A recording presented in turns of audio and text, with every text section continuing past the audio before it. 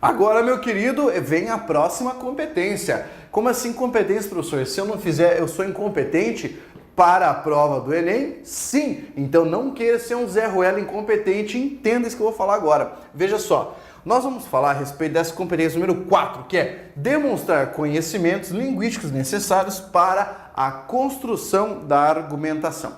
Quando o cara fala em conhecimentos linguísticos, ele está falando sobre os operadores do texto. Como assim operadores do texto, professor?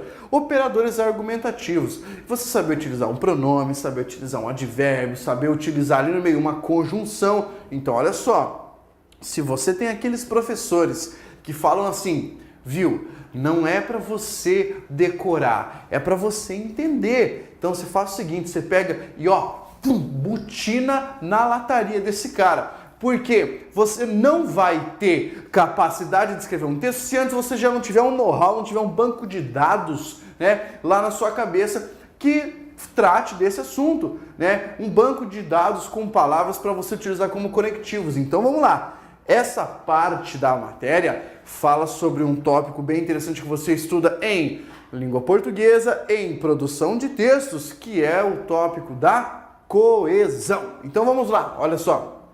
O que é a coesão, basicamente? Falei para você, né? Falei para você que coesão é conexão, é conectar as coisas. Então você coloca dois substantivos e no meio você amarra com um pronome relativo. Você coloca duas orações e no meio você amarra com uma conjunção. Isso é coesão. É demonstrar que existe essa conexão entre frases, tá? De uma sentença ou entre palavras da mesma frase. Tudo bem? Aí você entenda, essa coesão tem a ver com o que nós chamamos de articulação lógica e formal do texto. Por que formal?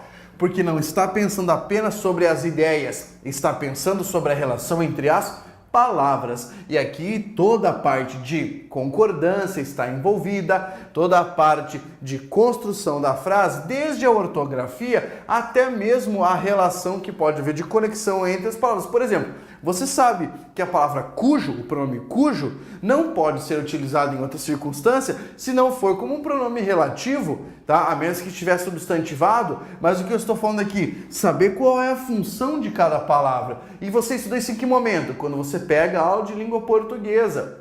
Nos recursos argumentativos, nos seus recursos de conexão, você estuda essa construção. Como utilizar, como empregar os conectivos dentro de um texto. Aí veja só, nós temos que mostrar aqui a evidência, né? Temos que evidenciar a conexão entre algumas partes que, a meu ver, são partes fundamentais. O argumento e a tese. Como assim? Você tem uma tese a ser defendida, que pode e de preferência deve aparecer na sua introdução. Os argumentos do texto devem todos estar vinculados a essa tese. Ou seja, da sua introdução para o seu primeiro parágrafo de desenvolvimento, você deve buscar utilizar expressões que sirvam para conectar. Como assim? Diante disso, nesse caso, nesse sentido, tendo isso em vista, essas expressões você já pode começar ali, ó, jogar no seu texto para poder desenrolar, para poder mostrar que existe uma relação entre as partes do texto. Ainda poderia dizer a proposta de intervenção, a tese e a temática. Isso aqui vai aparecer lá na sua conclusão. Você coloca no penúltimo parágrafo a sua proposta de intervenção, certo? E aí lá no seu fechamento do texto, na sua conclusão, você vai mostrar com um conectivo do tipo logo, então, assim, a relação que existe entre a proposta de intervenção, a tese e a temática do texto. Porque a tese já está ali emendado, já tem a ver com a sua temática. Ela vai puxar naturalmente a temática.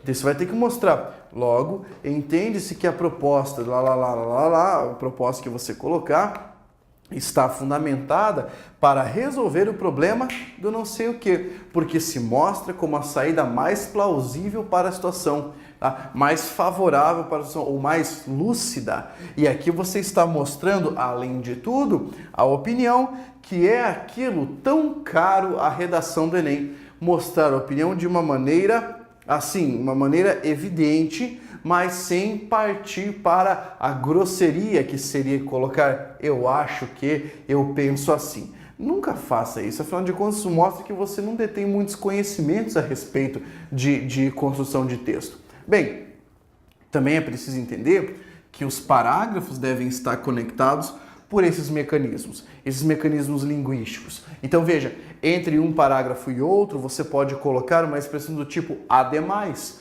para mostrar que existe uma relação de soma e eu poderia dizer de expansão argumentativa, tá? Você está expandindo aquilo que você colocou outrora, aquilo que você colocou antes, no próximo parágrafo. Isso aqui é um recurso valiosíssimo para você entender como articular as ideias dentro do corpo do texto. Então, basta ter um pouquinho de cuidado e montar um esqueleto de redação. Você já pensou em fazer isso? Imagine o seguinte, pegue o seu papel ali, pegue um papel de rascunho e monte um esqueleto que sirva para você utilizar em todas as redações que você escrever. Como assim? Uma expressão que você vai criar para introduzir o seu texto, tá? No que tange ao assunto tal, é preciso compreender que, ou é lamentável a posição Y, a posição X, que você já coloca a ideia. Depois, coloca ali uma estratégia para você escrever o seu desenvolvimento. Monte um esqueleto, mesmo assim, funciona dessa maneira. Pablo, mas eu ouvi falar que montar um esqueleto, se fazer uma coisa pré-concebida, não é positivo. Então, veja só. O esqueleto a que eu aludo, a que eu me refiro, não é um esqueleto pronto de outra pessoa. Você vai pegar aquele texto que você escreveu, que você percebeu, nossa, que as ideias ficaram bem conectadas, que ficou massa esse texto. Ou mesmo das propostas que eu apresentei para você. E vai observar quais foram as estratégias de conexão. Vai retirar isso e vai montar como se fosse um esqueleto cru, em que você pudesse trabalhar com qualquer ideia, com qualquer temática de possível aparição na sua prova. Então, se você tomar esse cuidado, se você fizer isso com bastante cautela, já sabe, não vai haver problemas para a construção do texto. Afinal de contas, a conexão entre os parágrafos é fundamental para garantir a progressão temática. Bem, além disso, é preciso considerar a conexão entre os períodos que compõem um parágrafo. Afinal de contas, não só a conexão entre os parágrafos faz diferença para a argumentação do texto, mas sim a conexão a conexão entre os períodos que compõem o mesmo parágrafo. Mostrar, por exemplo, que dentro do parágrafo há uma relação de causa e consequência. Há uma relação de quê? Você tem ali uma proposta de intervenção e o seu resultado. Olha, deixa eu dar uma outra dica para você. Você sabe qual é a justa medida de um parágrafo? Quantas linhas deve ter um parágrafo? Bem, quantas linhas depende do parágrafo que você está escrevendo, mas nós costumamos dizer que é importantíssimo que você utilize períodos curtos. Ou seja, não é concebível um parágrafo sem ter, no mínimo, um ponto final no meio dele. Nossa, professor, eu não entendi o que você quis dizer. Você começa um período, termina ali no meio. E depois você junta com outra coisa, junta com outro período, escreve ali isso mostra e aí continua. Por quê? Para você ter um parágrafo com no mínimo 2 períodos. Isso vai evidenciar que você conseguiu desdobrar o assunto daquele parágrafo de uma maneira bem simples. Você não matou de sufoco o seu corretor, porque ele não teve que ficar ali lendo, sem vírgula, sem pontuação, buscar uma pontuação correta fundamental e conseguiu dividir mostrando esse caso, mostrando aquilo que era necessário fazer, né? Uma divisão lógica do seu texto. Bem, aí você vai perceber o que eu vou utilizar, Paulo, né? Como eu vou fazer isso? Primeira dica que eu vou colocar aqui é evitar a prolixidade. O que é isso? Eu tinha uma professora que dizia que o texto prolixo, você não poderia ler, é o texto prolixo. Por quê? Porque ele vai para o lixo, não vai prestar para nada. Pablo, como é que eu faço para evitar a prolixidade? Cara, eu nem sei o que é esse lance. É a repetição de palavras. De vez em quando você escreve ali sobre uma temática, por exemplo, violência. É difícil escrever sobre violência sem repetir a palavra violência. Mas aí você pode utilizar sinônimos comportamento violento, atitude violenta, né? Aí sim, você pode dizer aquilo que se relaciona com a agressividade, aí você tem uma possibilidade de expandir o vocabulário. Então, para evitar a prolixidade, é interessante que você tenha um bom vocabulário. Como você vai adquirir um bom vocabulário? Com leitura constante. Sempre que você fizer uma leitura constante, você estiver lendo um texto, eu não conheço a palavra tal. Marque e depois vá ao dicionário.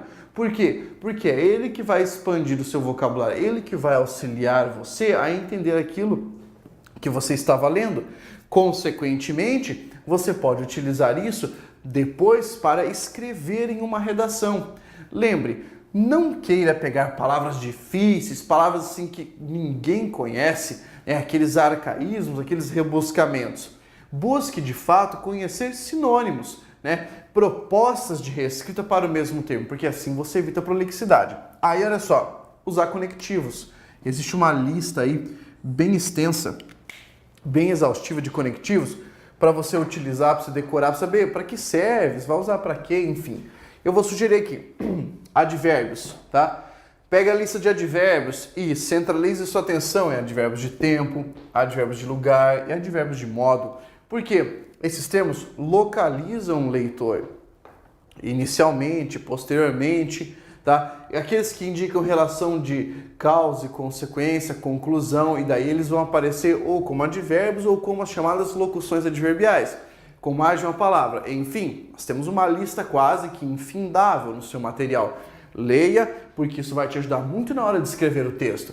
É como se você tivesse muita munição, tá? Para disparar ali na hora do texto. E aí, as conjunções. Aqui vale uma divisão, tá? De ordem meramente classificatória, mas que pode te ajudar depois. Veja, observar as conjunções coordenativas e as subordinativas.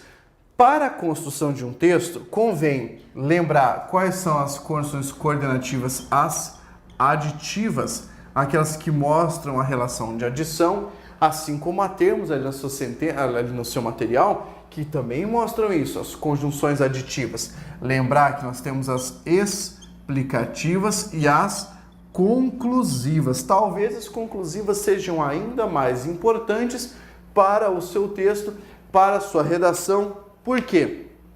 Ali no meio da escrita, ali no meio do seu processo de produção, você vai ter que concluir alguma coisa. Afinal de contas, existe um parágrafo que se chama parágrafo de conclusão e ele vem para fechar as ideias do texto.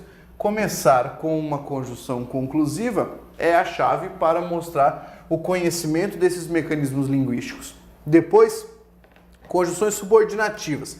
Das subordinativas, eu destaco que você dê uma lida nas chamadas causais, porque mostram de fato a consequência.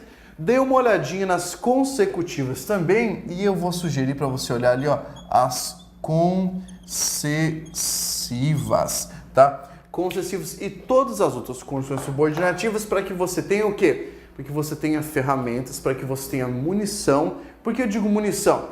Você está na guerra, né, velho? Você está disputando, você tem que ganhar. Por isso que você precisa de munições. Então, veja só. Essas expressões vão compor o seu arsenal de palavras para escrever o texto. Aí, pera lá.